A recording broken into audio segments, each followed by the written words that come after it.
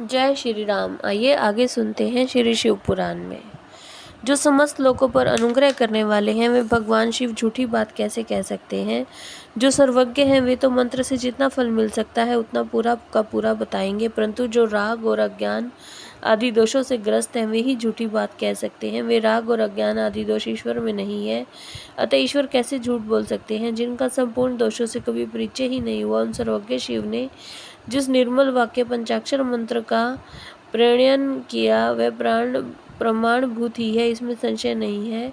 इसलिए विद्वान पुरुष को चाहिए कि वह ईश्वर के वचनों पर श्रद्धा करे। यथार्थ पुण्य पाप के विषय में ईश्वर के वचनों पर श्रद्धा न करने वाला पुरुष नरक में जाता है। शांत स्वभाव वाले श्रेष्ठ मुनियों ने स्वर्ण और मोक्ष की सिद्धि के लिए जो सुंदर बात कही है उसे सुभाषित समझना चाहिए। जो वाक्य राग द्वेष सत्य काम क्रोध और तृष्णा का अनुसरण करने वाला हो वह नरक का हेतु होने के कारण दुर्भाषित कहलाता है। अविद्या व राग से युक्त वाक्य जन्म मरण रूप संसार कलेश की प्राप्ति में कारण होता है, अतः वह कोमल ललित तथा संस्कृत हो तो भी उससे क्या लाभ। जिसे सुनकर कल्याण की प्राप्ति हो, राग आदि दोषों का नाश हो जाए, वह वाक्य सुंदर शब्दावली से युक्त ना हो तो भी शोभन तथा समझने योग्य है। मंत्रों की संख्या बहुत होने पर भी जिस विमल षडक्षर मंत्र का निर्माण सर्वज्ञ शिव ने किया है उसके समान कोई दूसरा मंत्र नहीं है। षडक्षर मंत्रों में 6 अंगों सहित संपूर्ण वेद और शास्त्र विद्यमान है, अतः उसके समान कोई दूसरा मंत्र कहीं नहीं है। 7 करोड़ महामंत्रों और अनेकानेक उपमंत्रों से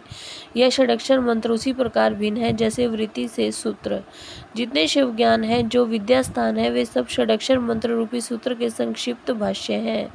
जिनके हृदय में ओम नमः शिवाय ये षडक्षर मंत्र प्रतिष्ठित है उसे दूसरे बहुसंख्यक मंत्रों और अनेक विस्तृत शास्त्रों से क्या प्रयोजन है। जिसने ओम नमः शिवाय इस मंत्र का जब दृढ़तापूर्वक अपना लिया है उसने संपूर्ण शास्त्र पढ़ लिया और समस्त शुभ कृत्यों का अनुष्ठान पूरा कर लिया। आदि में नमः पद से युक्त शिवाय ये 3 अक्षर जिसकी जिह्वा के अग्र भाग में विद्यमान है उसका जीवन सफल हो गया। पंचाक्षर मंत्र के जप में लगा हुआ पुरुष यदि पंडित मूर्ख त्यज अथवा अधम भी हो तो भी वह पाप पंजर से मुक्त हो जाता है।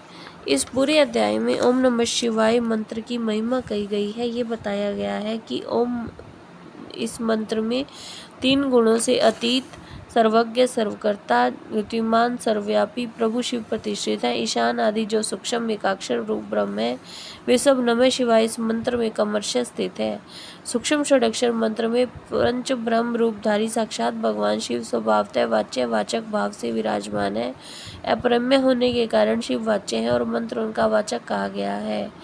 जैसे ये घोर संसार सागर अनादि काल से प्रवृत्त है उसी प्रकार संसार से छुड़ाने वाले भगवान शिव भी अनादि काल से नित्य विराजमान है। जय श्री राम।